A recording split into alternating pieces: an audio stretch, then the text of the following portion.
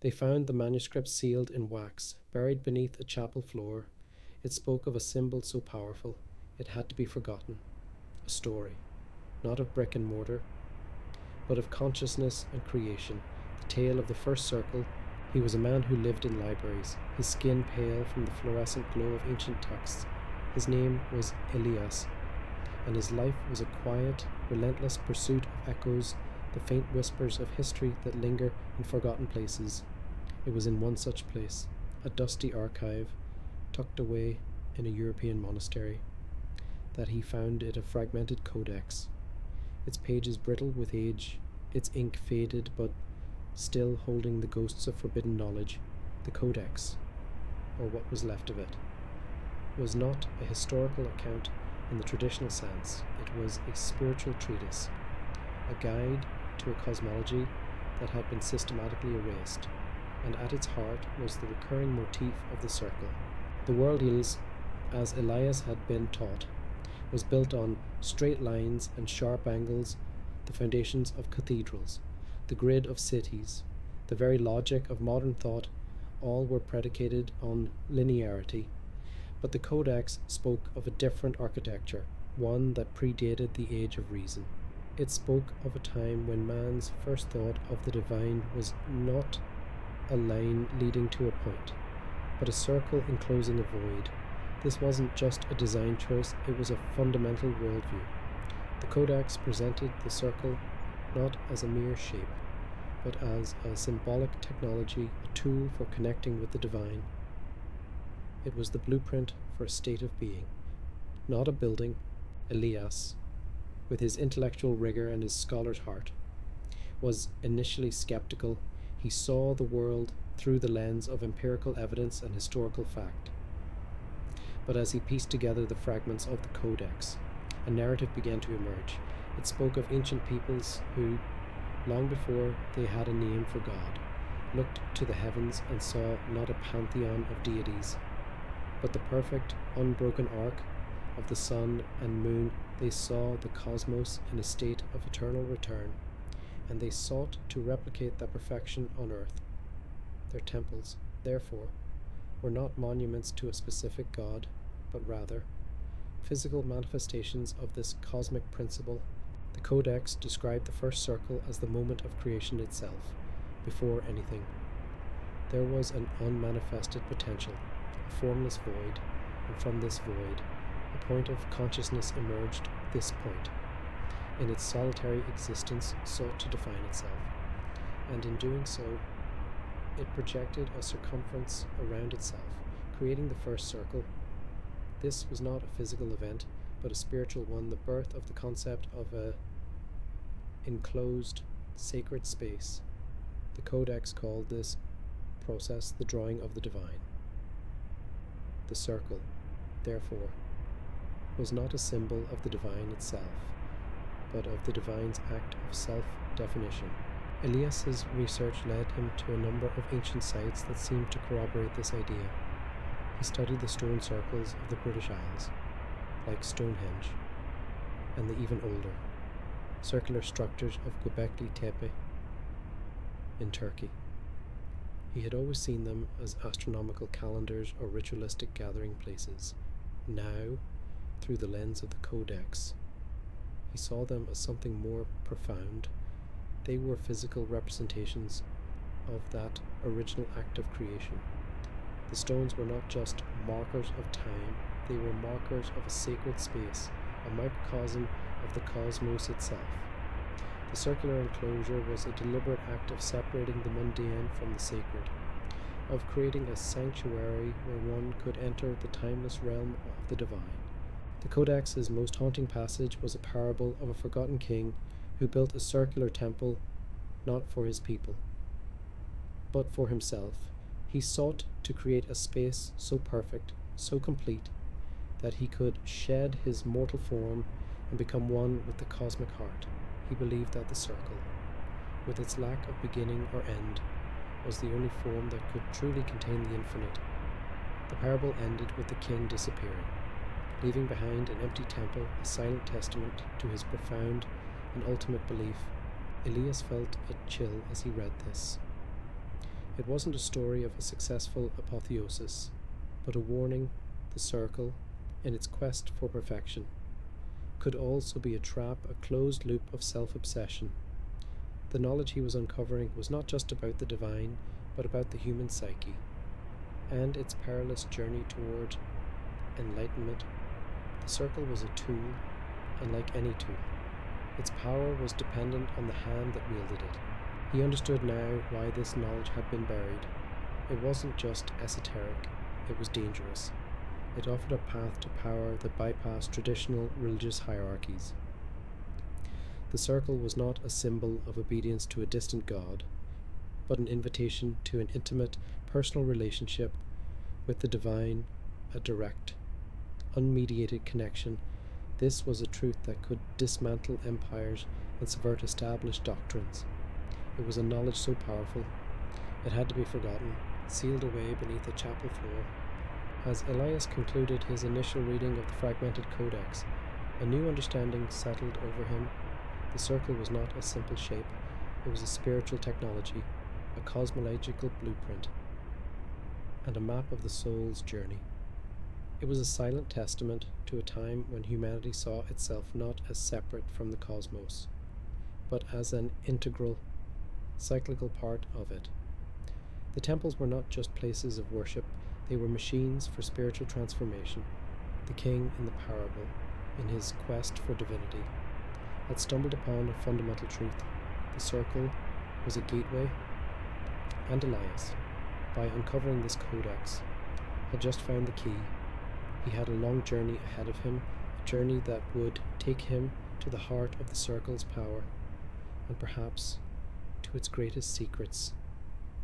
The codex ended with a single, cryptic phrase: the compass draws, but the void holds the truth. Elias knew this was just the beginning. The next chapter would take him deeper into the mathematics of creation itself. The compass draws, but the void holds the truth.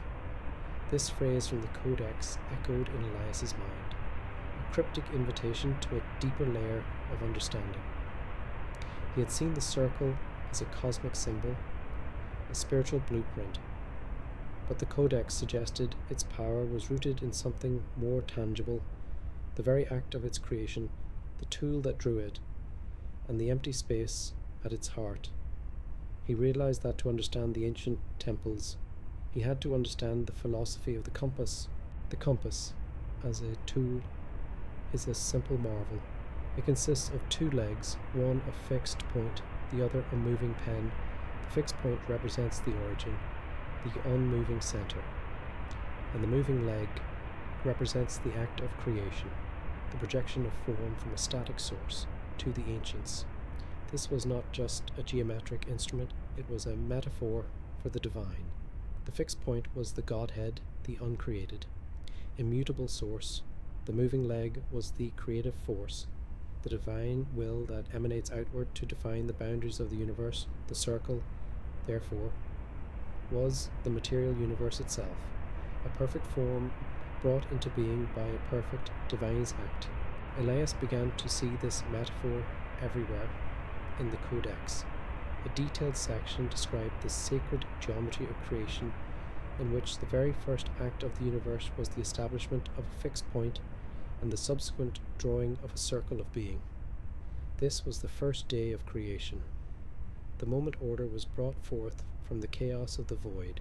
He found echoes of this in ancient Egyptian texts that spoke of the god Atum, who rose from the primordial waters of Nun and created the world from a single mound of earth.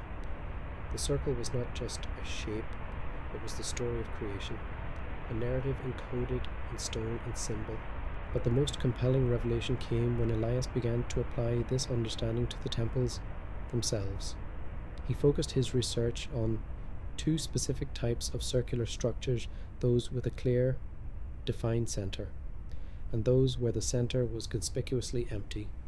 The former, he believed, were built to honor a deity or celestial event. The fixed point was a physical altar, a statue, or a gnomon for measuring time. The latter, however, were more mysterious. They were circular enclosures with no focal point, their power seemingly derived from the empty space at their heart. He studied the megalithic structures of Stonehenge with this new perspective. Previously, he had seen the central altar stone and the heel stone as key astronomical markers. Now, he saw the entire circular structure as a vessel, and the space within it as a spiritual battery. The stones were not just for observation, they were for containment. The void at the centre was the very thing they were designed to protect and channel. The Codex, in a fascinating passage, referred to such sites as cosmic hearts, places where the veil between worlds was thin and the energy of the cosmos could be drawn down and held. The climax of Elias's intellectual journey in this chapter came with the decoding of a hidden inscription he found referenced in the Codex. It was a simple phrase, repeated in a number of ancient languages, that he had previously dismissed as a philosophical platitude. The heart of the circle is the breath of God. He had always interpreted this poetically, now he saw it literally. The ancients believed that the void, the empty space at the centre of the circle, was not an absence, but a presence. It was the unmanifested potential, the source of all energy, the breath of God from which all creation sprang. The circular temples, therefore, were not just houses for gods, they were machines for channeling this cosmic breath. They were built to focus the power of the void itself. This realization sent a shiver down Elias's spine. The circle was not just a symbol of eternity or perfection, it was an active conduit. The stones, the precise alignments, the deliberate geometry, all were designed to create a vortex of spiritual energy. The ancient temple builders were not just architects, they were engineers of consciousness. The circle was their greatest invention, a technology to harness the power of the unmanifested, to bring the divine breath into the physical world. The king in the parable from the last chapter had not just disappeared, he had stepped into the void at the center of his temple, a space he had created with his own hands. Elias now understood that the circle was not just a path to the divine, it was an act of daring, an attempt to hold the infinite in one's hands. And the Codex hinted at a darker truth. What if that power could be corrupted? The compass draws and the void holds the truth. But how does one approach such a truth without being consumed by it? Elias knew the answer lay not in standing still, but in movement. The fragmented Codex, in its third section, shifted its focus from the geometry of creation to the geometry of the soul's journey. It spoke of the labyrinthine path, the circular, spiraling pilgrimage that ancient peoples undertook to reach the sacred center. The temple was not just a space to be observed, it was a path to be walked.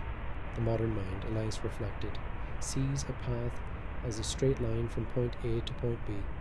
It is a linear progression, a march toward a goal. But the ancients, guided by a more cyclical cosmology, understood the path differently. The labyrinth, to them, was a physical manifestation of a spiritual journey. It was a winding, often confusing, but ultimately purposeful route that led inward. The Codex described this as a process of shedding the worldly self, each turn, each reversal. Each loop was designed to disorient the ego, to break down linear thought, and to prepare the pilgrim for the profound stillness at the center. Elias's research led him to the magnificent labyrinths of medieval cathedrals, such as the one at Chartres, and even further back, to the spiral patterns found on prehistoric stones in Ireland and Malta. He began to see these designs not as mere decorations, but as instructional diagrams. The act of walking the labyrinth was a ritualistic journey toward an inner sanctum, a metaphor for spiritual transformation. The pilgrim would walk the path, often on their knees, in silent meditation, and, in doing so, they would physically enact a psychological and spiritual process of descent and return. It was a form of spiritual engineering, a technology of the soul. The Codex's most vivid passage in this section told the story of a forgotten pilgrimage route to a circular temple in a distant land. The path was not a direct line to the temple's entrance, but a meandering, spiral trail that took days to complete. The pilgrims, over the course of their journey, would encounter various markers, carved stones, natural springs, and ancient trees, each representing a stage of spiritual purification. The narrative emphasized that the journey itself was more important than the destination. The path was designed to wear down the physical body and quiet the chattering mind, so that when the pilgrim finally reached the temple, they were not a person arriving at a place, but a purified soul entering a state of grace. The climax of this chapter for Elias was a chilling realization. He had always interpreted the labyrinth as a symbol of hope and spiritual ascent, but the Codex hinted at a darker truth. The path could also be a trap, the spiral, which could lead inward to enlightenment, could also lead outward to dispersion and confusion. The same energy that could be harnessed for spiritual growth could also be used to disorient and control. The narrative warned of false labyrinths, paths designed not to lead to the divine center, but to ensnare the pilgrim in an endless loop of ego and illusion. These were not places of worship, but psychic prisons. Elias understood now that the ancient builders were not just creating sacred spaces, they were creating spiritual instruments with immense power. They understood that the physical form of the temple, the path of the labyrinth, and the ritual of movement were all intertwined. The circle was not just a symbol of eternity, it was a blueprint for a journey, a map of the soul's ascent or its descent. The knowledge buried in the Codex was a double-edged sword, and Elias felt the weight of its responsibility. The next chapter, he knew, would take him deeper into this duality, into the hidden and sometimes darker side of sacred geometry. It would take him to the shadow of the sphere. The path, Elias now understood, was not just a journey of enlightenment, it was a tightrope walk. The same geometry that could elevate the soul could also become a cage. The Codex, in its fourth section, turned to the shadow of the sphere, a phrase that haunted Elias with its ominous implications. The circle, when viewed in 3 dimensions, is not a flat shape but a sphere. This transition from a 2-dimensional ideal to a 3-dimensional reality, the Codex argued, introduced a new and perilous element, the potential for occult power and manipulation. The ancients, the Codex claimed, were deeply aware of the celestial sphere, the grand, invisible orb of the heavens that housed the stars and planets. They saw the cosmos not as an abstract concept, but as a living, breathing entity, and their circular temples were designed to interact with it. Some were built to harmonize with the celestial sphere, to align with its benevolent energies and draw down divine grace. Others, however, were built for a different purpose, to manipulate those energies, to contain and control powerful spiritual forces. The circle, in its spherical form, could be a vessel of light, or it could be a prison for darkness. Elias's research took him to a series of suppressed texts referenced in the Codex documents from a forgotten Gnostic sect that spoke of a Ferengi war in the heavens. This was not a war of armies, but of spiritual principles.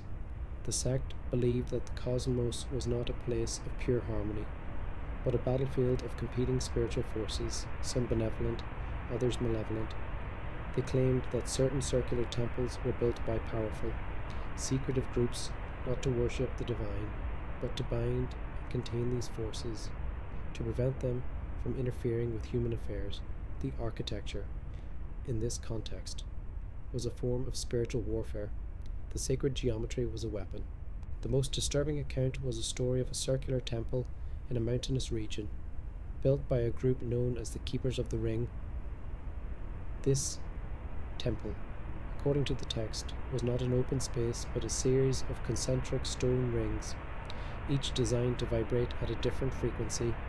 The purpose was to create a resonating chamber that could amplify or dampen specific spiritual energies. The keepers believed that they could use this temple to trap a powerful, malevolent entity, sealing it within the innermost ring.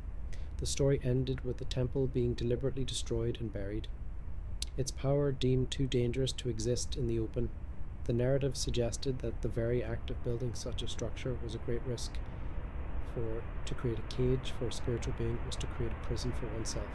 The climax of this chapter was the chilling realization that Elias had been looking at the temples all wrong. He had seen them as passive objects of worship, or as tools for spiritual ascent. But the Codex revealed them to be active instruments, capable of immense power and equally immense corruption. The same principles that could be used to connect with the divine could also be used to control it, or to control the flow of spiritual energy for selfish ends. The beautiful geometry he had so admired was a double-edged sword. Elias now saw a new layer of meaning in the forgotten history he was uncovering. The reason this knowledge was suppressed was not just because it was esoteric, but because it was dangerous. It spoke of a spiritual reality that was far more complex and perilous than the sanitized versions of history he had been taught. The circle, in its spherical form, was not just a symbol of unity, but also of containment, and the ancient temples, in their magnificent circularity, were not just houses of worship, but potential prisons for the soul. The next chapter, he knew, would take him deeper into the symbolism of this containment, to a serpent that devoured its own tail. The shadow of the sphere had revealed the circle's potential for containment and control, a spiritual prison as much as a path to liberation. Now, the Codex guided Elias to a new symbol, a potent and universal motif that fused the concepts of time, eternity, and cyclical power, the Ouroboros.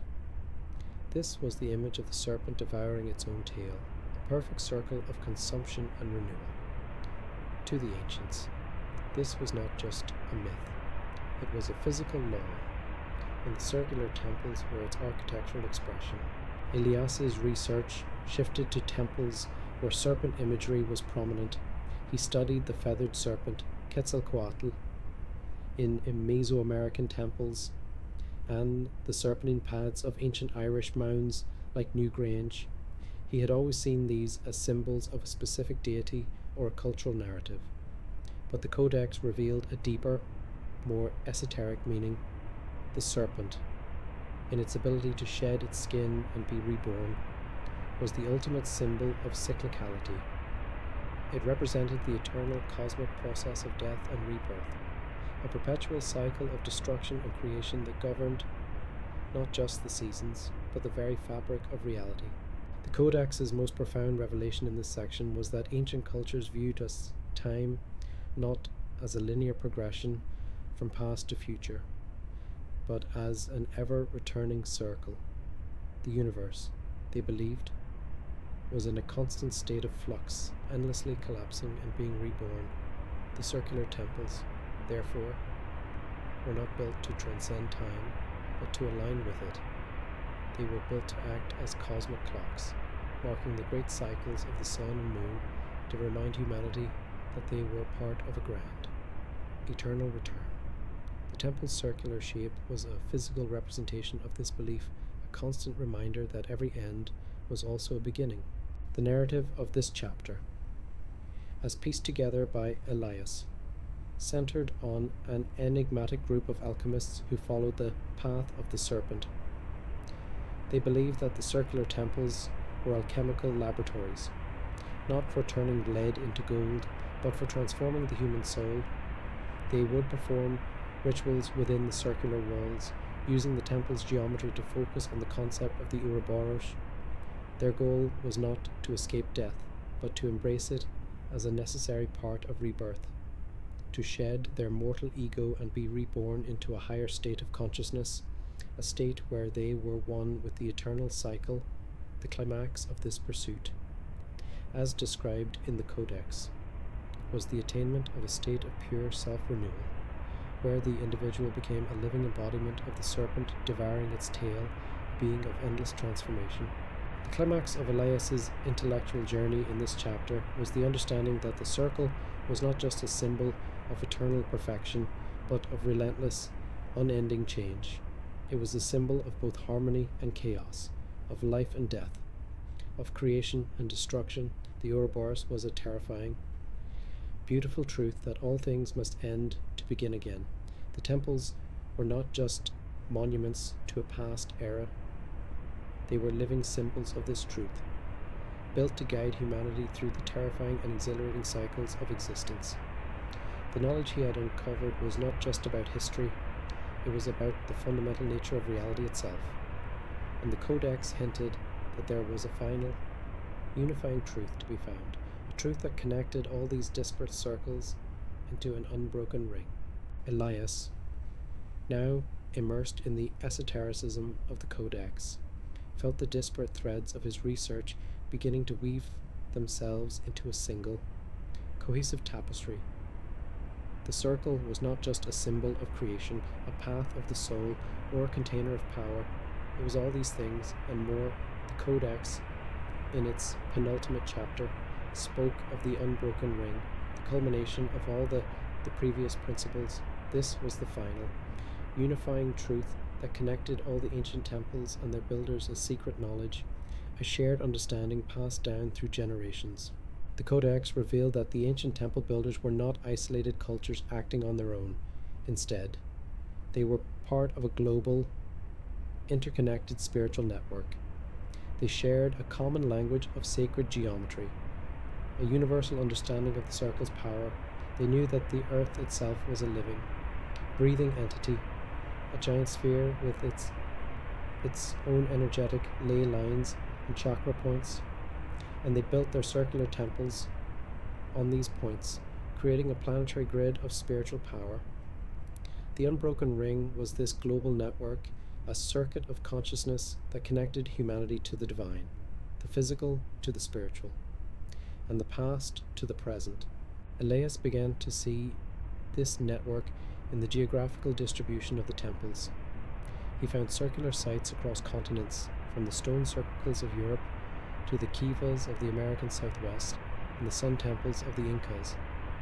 He had always seen these as separate cultural phenomena, but the Codex presented a different narrative. These temples were not isolated monuments, but nodes in a vast energetic circuit. The geometry of one temple would resonate with the geometry of another, creating a powerful harmonic field that encircled the globe. The builders, in their wisdom, knew that, to effect change on a local level, they had to be in harmony with the global circuit.